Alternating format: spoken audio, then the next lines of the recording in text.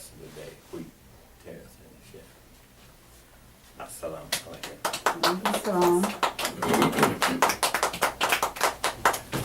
Okay, I took this off of your shit. Okay.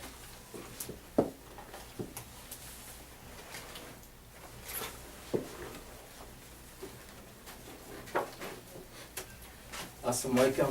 Walaikum salam.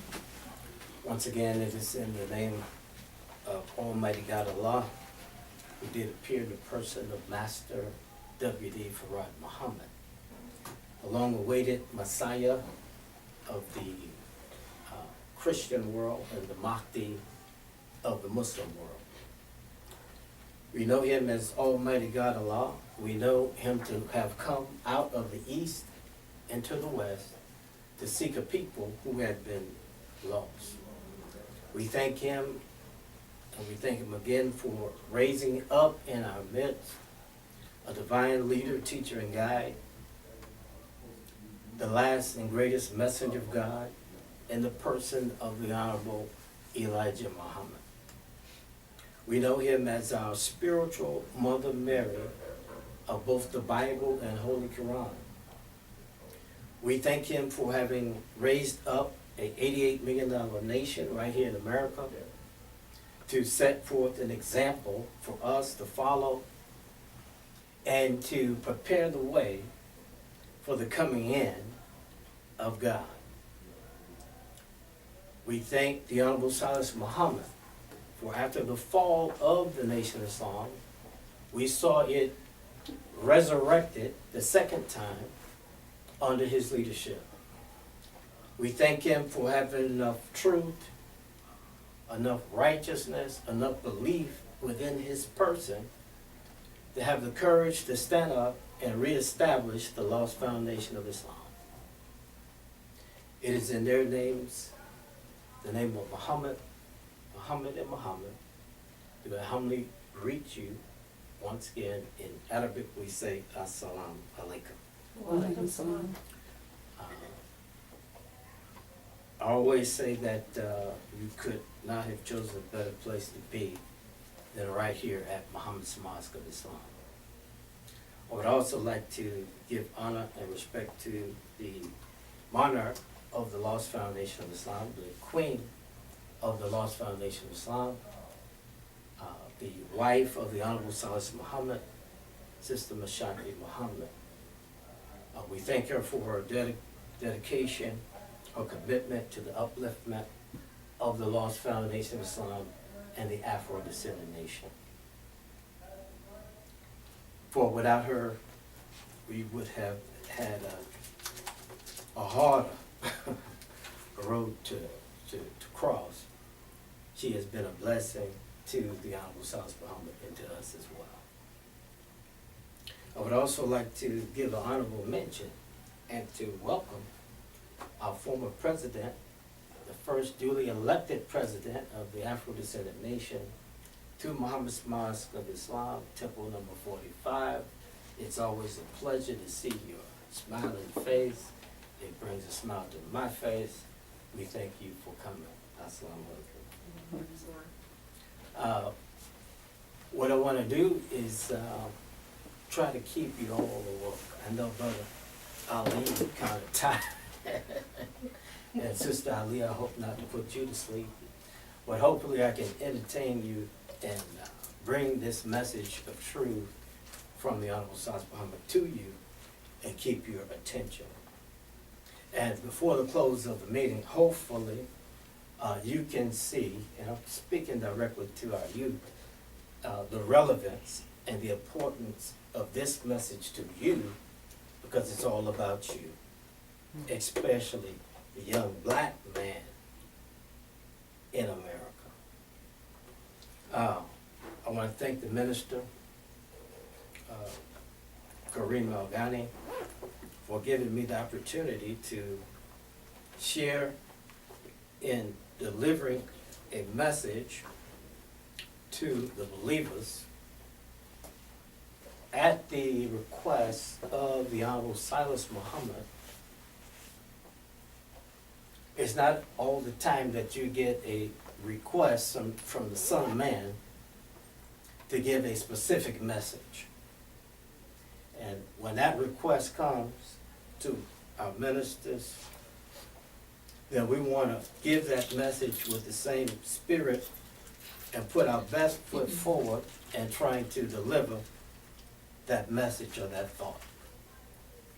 So I thank the minister, Kareem Al-Ghani, for giving me the opportunity to share in that task of pinpointing a message and a time for you directly from the Son of Man, the Honorable Silis Muhammad.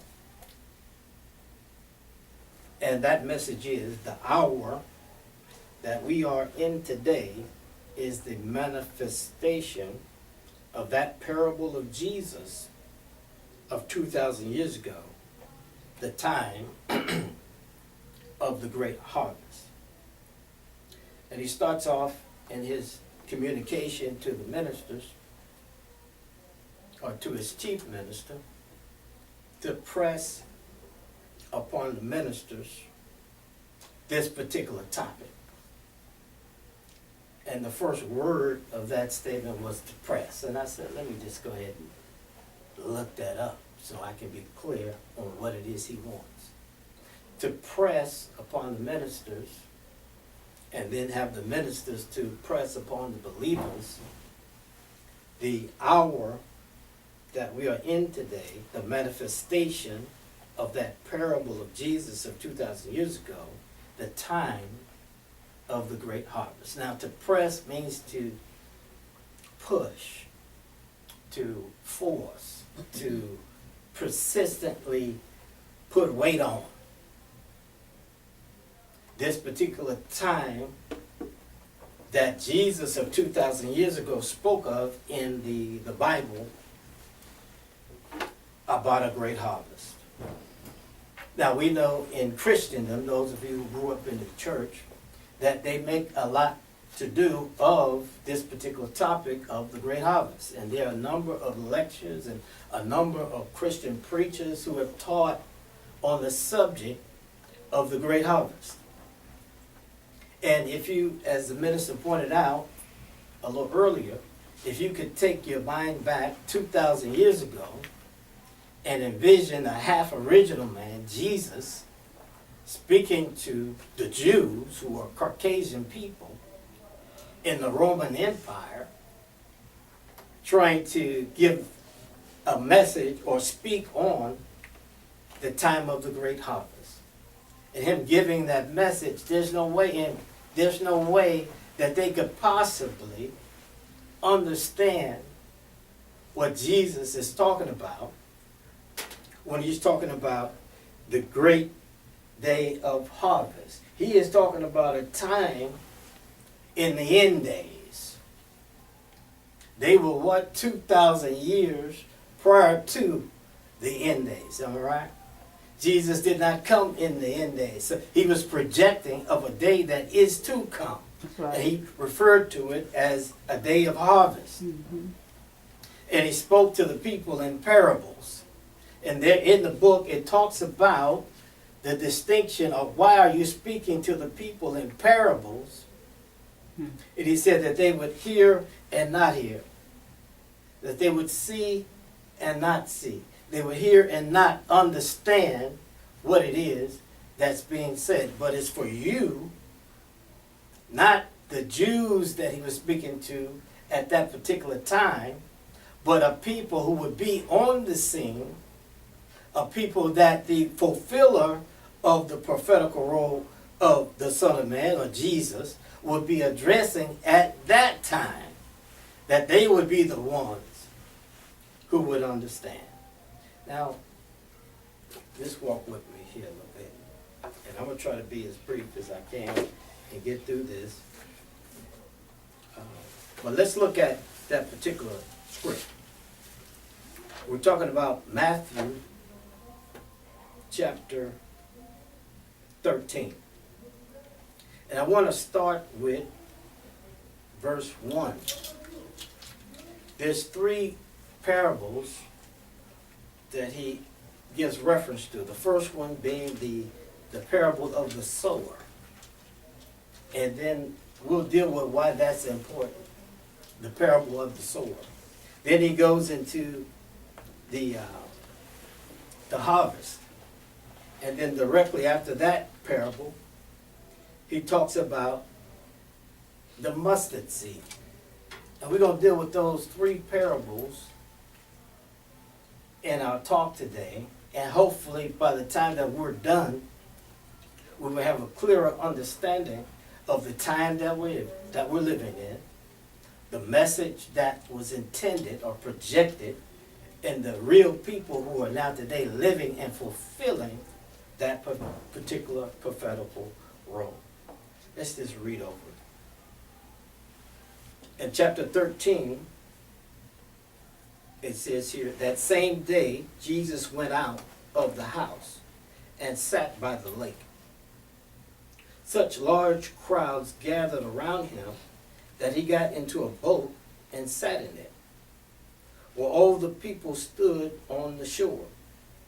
Then he told them many things in parables, saying, a farmer went out to sow his seed. As he was scattering the seed, some fell along the path, and the birds came and ate it up. Some fell on rocky places where it did not have much soil. It sprang up quickly because the soil was shallow. But when the sun came up, the plants were scorched and they withered because they had no root. Other seeds fell among thorns, which grew up and choked the plants. Still other seed fell on good soil, where it produced a crop 100, 60, and 30 times what was sown. He who has an ear, let him hear. Now that was the first parable, the parable of the sower. Here is a farmer now. And no, we're still talking about the time of the great harvest. Here's a farmer in the time preparing for the harvest. He is sowing, but before you can get a harvest, you must what? Sow. And our former president lived on the farm, so she can bear witness to that. She probably sowed a few seeds on that old farm. And you reap what you sow, is that right? If you sow corn, you reap corn. If you sow wheat, you reap wheat, right?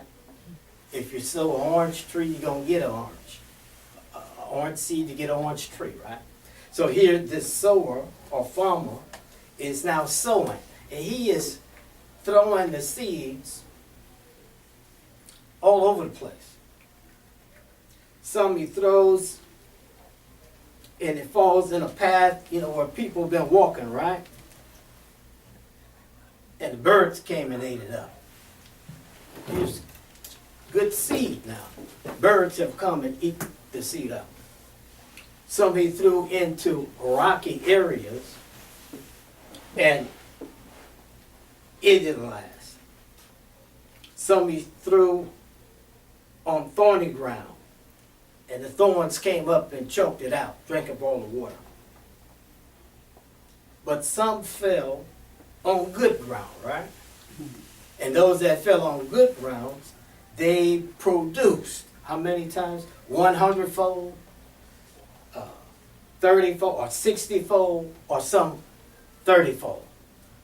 So the good seed, or the good ground, is really where you want to plant the seed, right? But many of us can bear witness that sometimes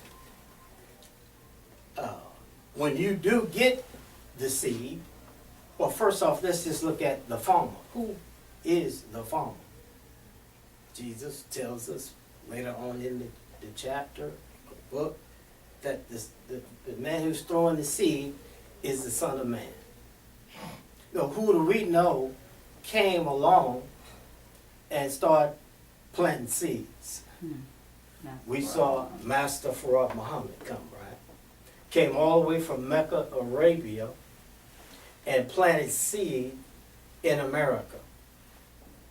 He planted the seed, or he threw out the truth to as many black people as would hear him, right? He would go into small communities there in Hamtramck, Detroit, Michigan, and teach the people, right?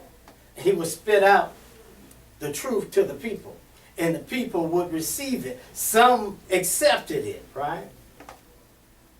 And produced. Some did not. We know one that really accepted his teachings, the Honorable Elijah Muhammad. And the Honorable Elijah Muhammad, you could say, okay, he was a good seed, because he did what? He produced.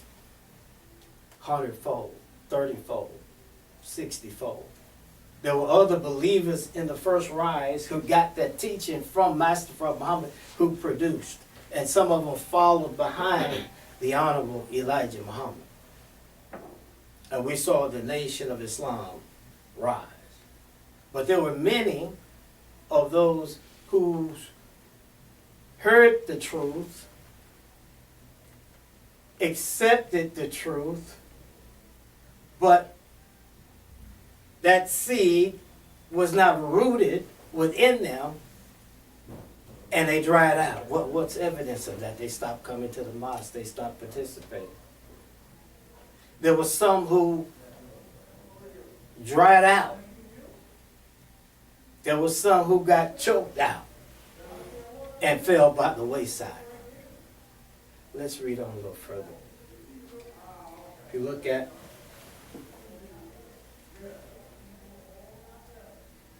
verse 11. This is after he says, the disciples came to him and asked, "Why do you speak to the people in parables?" He replied, "The knowledge of the secrets of the kingdom of heaven has been given to you, but not to them." Note that Jesus of 2,000 years ago is prophesying, and the you that he's talking about is about a people who will be coming at a future time. And he spoke in parables. Whoever has will be given more, and he will have an abundance. Whosoever does not have, even what he has will be taken from him. This is why I speak to them in parables. Though seeing, they do not see. Though hearing, they do not hear or understand. In them is fulfilled the prophecy of Isaiah. You will be ever hearing and never understanding. You will be ever seeing but never perceiving. For this people's hearts have become callous. You know what callous is? If you are manicurist or pedicurist, it's rough skin on your hands or feet. Skin. Tough skin. It says that their hearts will become callous. They hardly hear with their ears, and they close their eyes. Otherwise they might see with their eyes, hear with their ears, understand with their hearts, and turn, and I will heal them.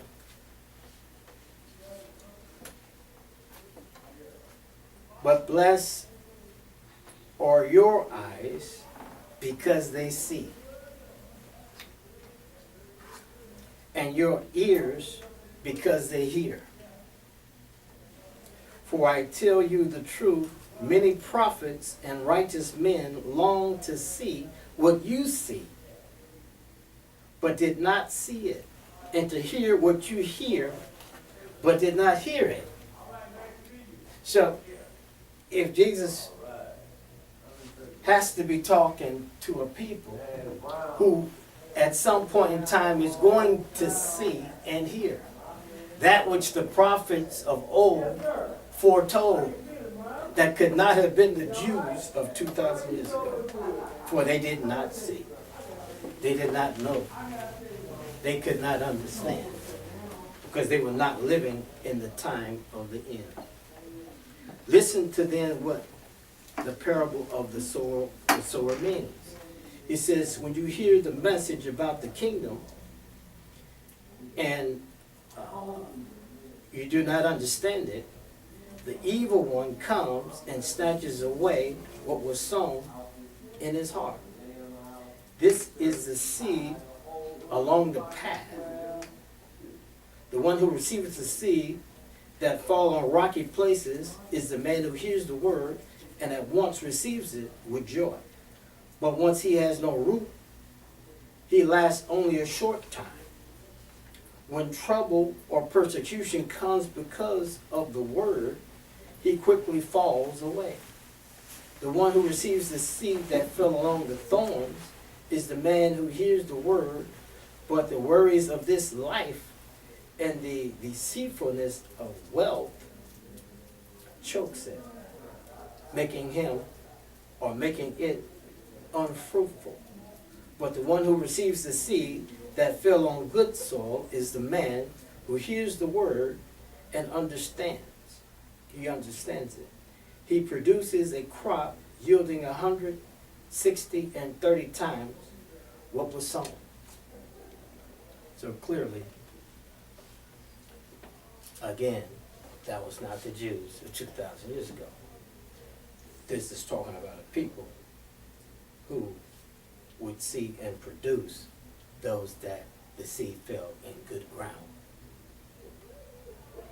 Now, the particular verses that the Honorable Silis Muhammad wanted us to focus on were these. This is chapter 13, verse 24. Jesus told them another parable. The kingdom of heaven, he says, is like a man who sowed good seeds in his field.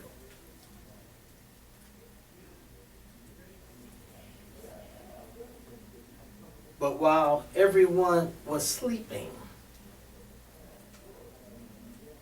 his enemy came and sowed seeds among the wheat and went away. When the wheat sprouted and formed heads, maturity, then the weeds also appeared. The owner's servant came to him and said, "Sir, didn't you sow good seed in the field? Where then this weed comes from?" "An enemy did this," is his response. He replied. The servant asked him, "Do you want us to go and pull them up?" Talking about the weeds. "No," he answered, "because while you are pulling the weeds, you may root up the wheat with him. Let both grow together until the harvest. At that time, I will tell the harvesters, first collect the weeds, tie them in bundles to be burned. Then gather the wheat and bring it into my barn." Now that's the parable of the great harvest. Now, what does it mean? What message was our forefathers sending to us about this particular day that we're living in? And have we borne witness and seen evidence of this script fulfilled? I guarantee you, the people who walked behind or followed Jesus of 2,000 years ago did not see evidence of it. Did they not see any harvesters coming and doing what? Reaping. The Christians are still waiting on Jesus to return today, right? So they have not seen any harvesters coming and reaping. They have not seen the heads of the wheat mature. They have not seen the maturity and the harvest time commence or began. They're still waiting on it. But they have a symbolic way of looking at this and perpetuating it in the church, having you to think that when Jesus comes, and this is what our people are talking about, in that great getting up morning, fare you well, or who's going to be able to stand when Jesus returns. They're talking about the great day of harvest when Jesus comes with his reapers. In some parts in the book it says his captains, and they go out into the what? Into the field and start reaping. Let's look at it point for point. Good seed, firstly, was sown in his field. Now we know in the first resurrection, FOI referred to getting out with the people as the what? The field. And in the book, the field is referred to as the world. So in FOI, when they got out, they went out with Muhammad speaks in the what? In the field. There were good seeds planted. But while everyone was sleeping, of that term, not one or two was sleeping. Not 3 or 4 was sleeping. While everyone was sleeping,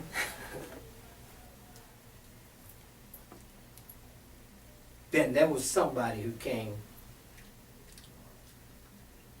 The enemy, it says, the enemy came and sowed seeds, or weeds, pardon me, among the wheat. Now let's make it clear. When we're talking about the wheat and the tare, the interpretation of that word tare is weed. The wheat and the weeds. Note that the wheat and the weeds are 2 different seeds. The wheat is a seed that produces wheat, right? The weed or tare is a seed that produces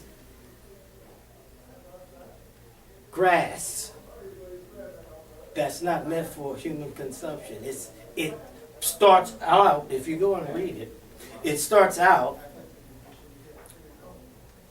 as a blade. And it looks like the wheat when it first starts to come up. And the farmer can't really tell the difference between the two. Because when they're coming up, they look similar. But note that they are 2 different seeds. The good farmer is planting good seed, right? When Master Prophet Muhammad came and commenced to teach the Honorable Elijah Muhammad and raised up some 10,000 followers in the city of Detroit, what was he doing? He was planting good seed, right? And we saw in the Nation of Islam that good seed starting to mature. For 44 years, the Honorable Elijah Muhammad taught. And we saw some examples of some good seeds in the Nation of Islam. But at the end of that 44 years of his teaching, we could also observe in the heads, as the heads sprung up, weed. Is that right? That's what the scripture says. When the heads came up, we could see and distinguish now the good wheat from the weeds. And the people or the servant of this man says, well, what happened? Why is it weeds in your garden, in your field? And the question may have been asked of the Nation of Islam. Why are there weeds in the Nation of Islam? Under the first resurrection of the Most High Elijah Muhammad, you can bear witness that was some weeds in it. Am I right or wrong? Weeds in high places. Am I